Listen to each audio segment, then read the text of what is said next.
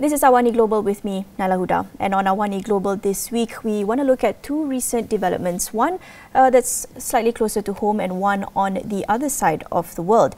In the later half of the show, we unpack the Thailand-Cambodia border dispute, particularly Thailand's decision to suspend the peace agreement following a landmine explosion injuring Thai soldiers. But before that, we'll delve into a much more complex, much more dire situation unraveling in Sudan. In October, the paramilitary Rapid Support Forces RSF captured the city of El Fasher, capital of North Darfur and the last remaining stronghold of the Sudanese army in the region. The battle for the city has been one of the most intense confrontations in a war that has killed tens of thousands and displaced millions. While information on the ground has been quite scarce due to a telecommunications blackout, investigators suggest that the atrocities and even suspected mass killings can even be seen from satellite visuals. So joining us now to help us unpack what's actually happening on the ground and what we can expect, some of the implications from this. Joining us now, we have Shayna Lewis, Sudan Specialist and Human Rights Consultant. She's a Senior Advisor at PEMA, Preventing and Ending Mass Atrocities, and also a Sudan Media Consultant at Avaz Media. Thank you so much, Shayna, for joining us. Thanks for having me, Nailah. Now, maybe you can share with us some of the latest reports you've been hearing on the ground, particularly in El Fasher. So in Al Fasher currently, we suspect that the acts of genocide are ongoing. What we've seen over the past 2 weeks is the continued targeting of certain ethnicities in and around Al Fasher, particularly the Ford, Zagawa, and Berti communities. And we have seen men, particularly, being targeted. I've been speaking to survivors who arrived in Tawila, the main humanitarian hub in the area, who recount that their husbands were killed in Al Fasher, and as they then attempted to flee with their children, their young boys were ripped out of their arms and executed.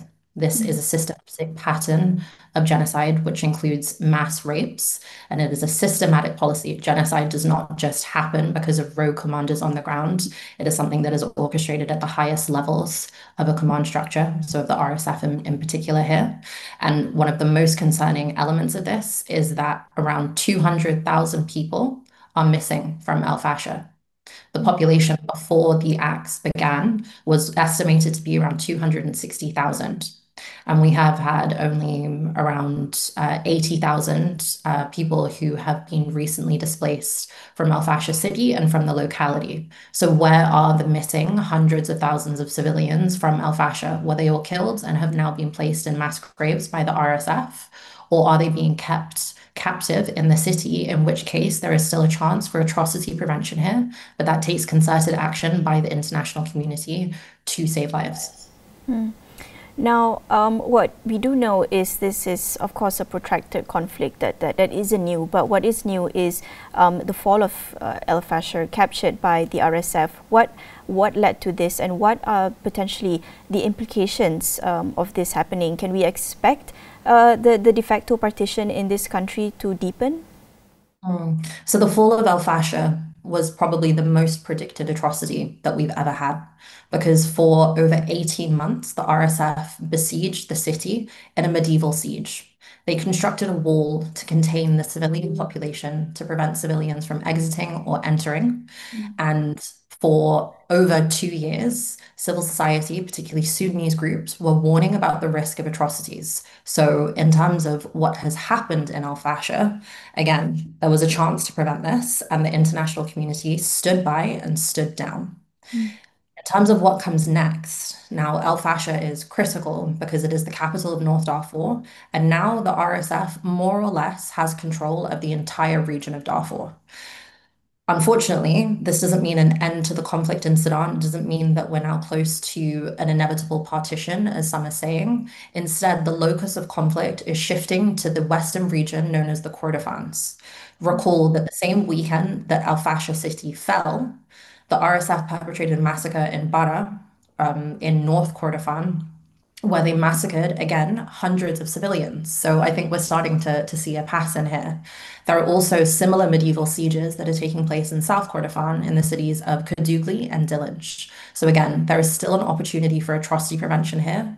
I don't think we're at the tidy resolution of splitting the country in two. There are still massive rifts and also massive drivers of conflict.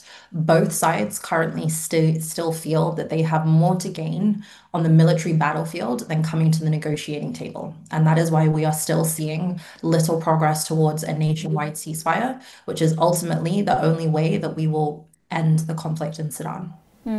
As you said, both sides still have more to gain from these, these atrocities, from these military advancements. And in an interview with Zeteo recently, you also described both sides, RSF and the SAF, as two sides of the same coin. Can you elaborate what you mean by this, and where do you think the people of Sudan stand on this? Absolutely. So, if you'll allow me to just take a step back through Sudanese history. When the Darfur genocide began in 2003, the Sudanese armed forces created the Janjaweed. They mobilized ethnic groups in the area to perpetrate the genocide. SAF has always been primarily an air force. They do not have a strong infantry, which is why they needed people on the ground, which were the Janjaweeds, to perpetrate the genocide. The Sudanese armed forces in their Antonov warplanes would go through and carpet bomb villages across Darfur, and the Janjaweed, armed militias on horseback or on jeeps, would then enter the villages and cleanse the area of any remaining civilians. They would poison the wells, they would slaughter any cattle, and they would kill particularly young men, rape the women, and throw the bodies into the wells so that they polluted the groundwater sources and civilians could not return to the areas. If we fast forward a little bit, we have to look at 2013 when the Janjaweed were then codified into Sudan's national security apparatus and became the Rapid Support Forces under the leadership of Hemeti, who is still the leader of the RSF. They have a shared history of brutality. These policies of genocide, again, did not erupt 2 weeks ago in Al Fasher, or even 2 years ago when this war broke out, but they are part of the DNA of both the RSF, well, particularly the RSF, because the RSF are the ones perpetrating this on the ground. But then if we go forwards to 2019, during the revolution, the peaceful revolution that was led largely by Sudanese youth, the RSF and SAF are jointly responsible for the massacres that happened, particularly in the sit-in, where hundreds of Sudanese civilians who were peacefully protesting were gunned down and their bodies thrown into the river. And the civilian transition that was taking place, flawed as it may have been, was then derailed in October 2021 when Hemeti, as the leader of the RSF, and Burhan, as the leader of SAF, jointly perpetrated a coup which derailed that transition. So when we say that the RSF and SAF are two sides of the same coin, it is not drawing a false equivalency between the genocide being perpetrated by the RSF and the actions of the Sudanese armed forces, who, mind you, are also carrying out ethnic targeting in areas under their control under the law of strange faces, and the fact that the UN documented summary executions that took place in southern Khartoum when the Sudanese armed forces recaptured the capital earlier this year. It is about recognizing the shared history between these two groups and recalling that when Sudanese stood up in 2019 and called for peace, justice, and freedom in their country, part of that freedom was the freedom to choose their path without the involvement of Sudanese security forces in the politics of the country.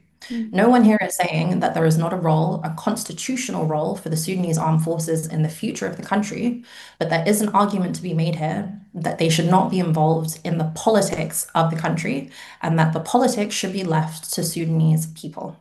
Now, in terms of how Sudanese feel about this, it's a country of 50 million people. Of course, there are a diversity of views here. And if you go onto social media, you may think that all of Sudan is united against this position and actually believe that SAF are the righteous party here versus the RSF. And I think part of that is because there is a very strong anti-war movement going on, and there is a lot of disinformation and slandering of civil society voices who speak up in support of peace and against violations that are being perpetrated by either the RSF or SAF, because there are violations happening on both sides. And you must question, why is there such a concerted effort to shut down a movement that is pro-peace and pro and end to violations, no matter where they are happening in the country and no matter who is perpetrating them? And I guess what complicates this even more is when there are external forces, external parties involved. And of course, there's been a lot of attention in the media on the involvement of the United Arab Emirates or the UAE.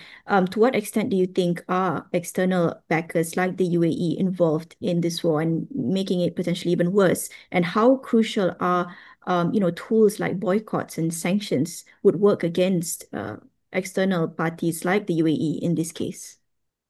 I think the role of the external backers in this war cannot be overstated. Last night, we saw a very strong statement from US Secretary of State Marco Rubio, where he seemed to finally be acknowledging the role of external backers in the RSF's crimes on the ground. Now, make no mistake, the RSF is only able to perpetrate these atrocities with the support of the UAE. The UAE is providing financial, material, and political cover for the crimes of the Rapid Support Forces and continue to deny any role in the conflict. Yet somehow they are in the grouping known as the Quad, which we all know brings the external backers to the table. So, in terms of a way forward, it is absolutely essential that there is more recognition of the role of the UAE here. And if there is one bright spark that has emerged from Al Fasher, from the atrocities in Al Fasher, is the fact that there seems to be this turning point now of more momentum and more acknowledgement of the role of the UAE. And that needs to continue. That needs to continue into a full boycott that resembles the BDS campaign, because those are the levels of abuses that we are talking about on the ground. It means people foregoing their holidays to Dubai or purchasing Dubai chocolate or flying Emirates and prioritizing Sudanese civilian lives instead of that material comfort that comes with an Emirati lifestyle. And it means, as you said, Nailah, pursuing sanctions on Emirati entities and individuals who have a role in perpetrating this conflict and continuing to commission atrocities on the ground. The US Treasury Department, I think it was last year, they issued a set of sanctions on 6 Emirati entities. Now, these were pending designations, and those designations, after over a year, now need to be converted into full sanctions. And we need to also see sanctions through the UN 1591 committee, which is part of the UN apparatus. It is an existing mechanism that goes back to the Darfur genocide and pursues those who have committed violations of the Darfur arms embargo or are threatening peace and security in Sudan. There are many individuals and entities that need to be considered on that list. And then also worth noting, there is nothing foregoing individual states around the world from issuing targeted sanctions on either RSF leadership or on anyone, whether it's the UAE, Egypt, Saudi, or SAF commanders or RSF commanders who are threatening the peace and stability of Sudan currently. Shayna, I know we're running out of time, but I do just want to quickly get your thoughts on this, and this might be a bit challenging given that this is potentially a quite loaded question, but the way we're looking at how Sudan is framed, especially on social media, especially in the West, people tend to talk about or use the war in Sudan as a tool of this sort of moral whataboutism, particularly in comparison to the genocide in Gaza. Do you think this is a problematic conflation? Just some of your brief thoughts on this. I think it is problematic. It's problematic to say that there hasn't been attention on Sudan whilst there has been an outpouring on Gaza. We're not saying that there should be any less attention on Gaza. We're saying that when equivalent or similar crimes are happening in other areas of the world, they demand just as much attention. There's no moral relativism here. Atrocities, whether they're war crimes, crimes against humanity, or acts of genocide, are in violation of international law, and they all have to be stopped. And there is an international duty to prevent and stop and prosecute acts of genocide. And that is a responsibility that the world collectively is failing in at this moment. When we think of, what's happening in Gaza versus what's happening in Sudan, I think we have to note the racial underpinnings of the lack of attention that we're seeing on Sudan. Oftentimes, we'll hear as very throwaway comments that, oh, what's happening in Africa happens pretty regularly. It's not just Sudan, there's also conflict in the DRC and many other areas. And this racist language acts as though there is some kind of intrinsic character of Black Africans that make us more prone to violent conflicts. And of course, that is not the case. And what is happening in Sudan is being driven by external forces as well as commanders on the ground who are prioritizing their military victory over civilian lives. And that has to be stopped. And part of what is needed here is for the international community to increase humanitarian aid to Sudan because those who are fleeing these conflict hubs are being met with no resources. They have no shelter, and the winter is approaching. They have no food, they have no water. Famine is widespread across Sudan, particularly in Darfur and in the Kordofan regions that I mentioned. So there is still a chance to save lives here. We just need political will. Yep. Thank you so much, Shayna, and hopefully what we've done here today is to highlight a little bit on what's going on. Thank you so much once again, Shayna, for joining us. Thank you for having me. We'll be taking a short break on AWANI Global. Don't go anywhere. We'll be back shortly.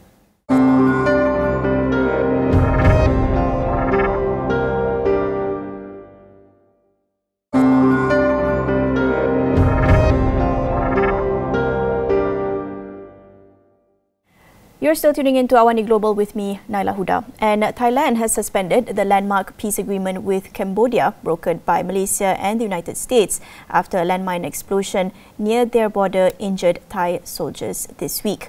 Prime Minister Anutin Charnvirakul said after the incident that all action set to be carried out under the peace agreement will be halted until Thailand's demands, which remain unspecified, are met. Joining us now to unpack some of these recent key events and what could potentially transpire, what are the implications. We have joining us now William J. Jones, Assistant Professor of International Relations at Maidol University International College, to help us understand some of these implications of this development. What steps can we expect to be taken next? Thank you so much, William, for joining us today. Thank you, Nala, for having me. It's a pleasure. Now, what led Thailand to suspend the peace agreement with Cambodia? We know, there's a landmine explosion, but do you think that the tensions have been simmering since the ceasefire deal? Oh, for sure. It goes without saying that there is a distinct lack of trust. I'm not sure about on the Cambodian side, of course. I'm sure there's issues over there. I'm more familiar with the Thai government, the Thai side. I can say for sure that on this side, there is zero trust. Be it in, or especially on with the top levels of government, zero confidence in their ability to carry out facets of the ceasefire, but then also continuing sort of encroachments and fears of, territorial loss. As I said, news reports quote Prime Minister Anutin stating that the points that were agreed upon in the peace agreement are, quote unquote, no more. What do you think are the immediate implications of this? So immediately, I think this means, first and foremost, there's going to be no hostage releases, or I shouldn't say hostages, prisoners of war per se.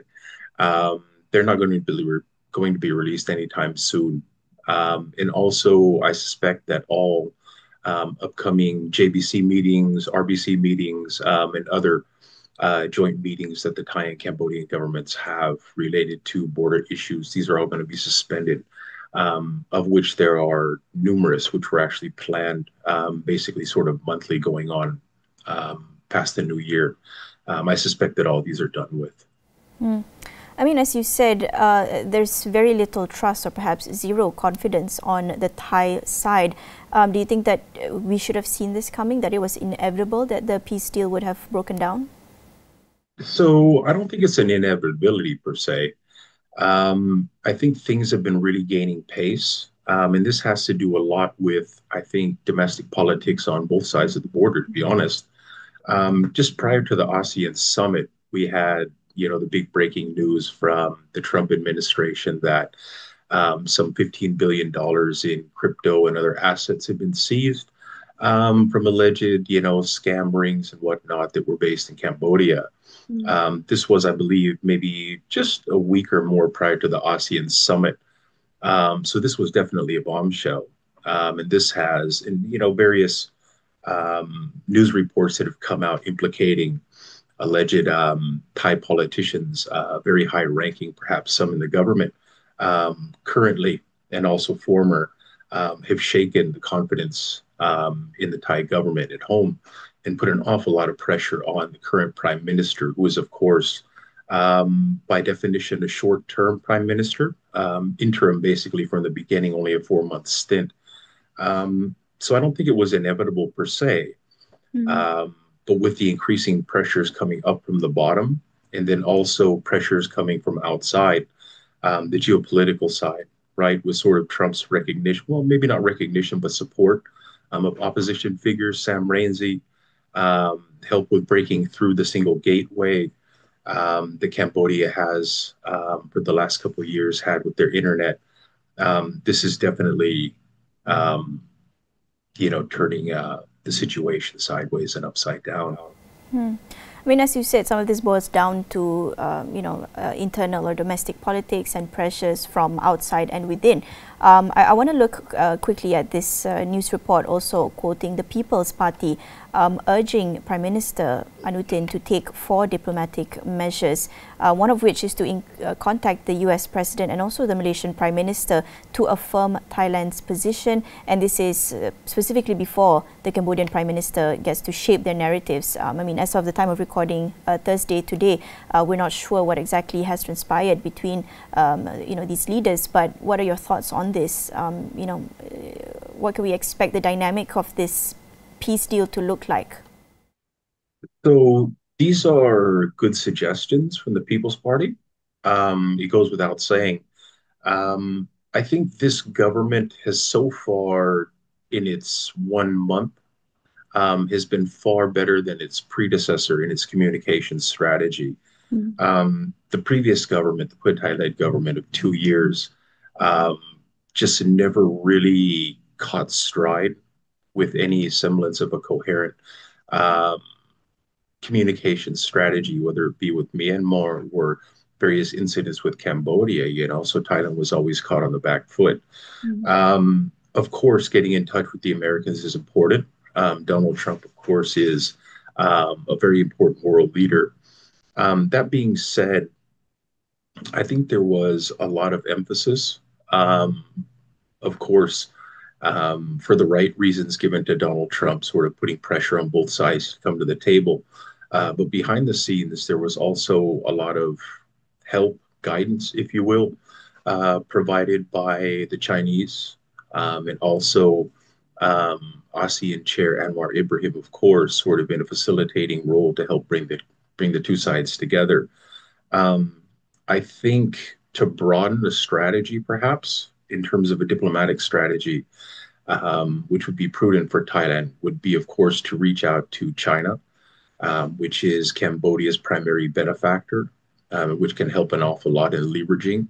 But then also perhaps to look beyond Mm. um, the ASEAN chairmanship or the current ASEAN chair of Anwar Ibrahim in Malaysia, and perhaps look to the Filipinos, who can or who will be taking up the mantle for the next year after Malaysia's chairmanship expires. Um, Also, of course, the Thais can also reach out to the Vietnamese, who I know were making entrees, if you will, when the issues were going on, sort of very heatedly, to try to play a role if possible. But Thailand deferred at the time, of course, because they didn't want to overshadow the ASEAN chair. I think this multi-dimensional, multi-pronged strategy could perhaps serve Thailand well instead of just going to the Americans. Again, the Americans have a very strong voice, but there are others also, the Chinese, but then also other ASEAN partners with China, or which Thailand can reach out to. Hmm. So you think ASEAN can manage this on its own? I mean, I think before the show we were sort of discussing how President Trump has issues to sort out in his own backyard. So do you think ASEAN can manage it?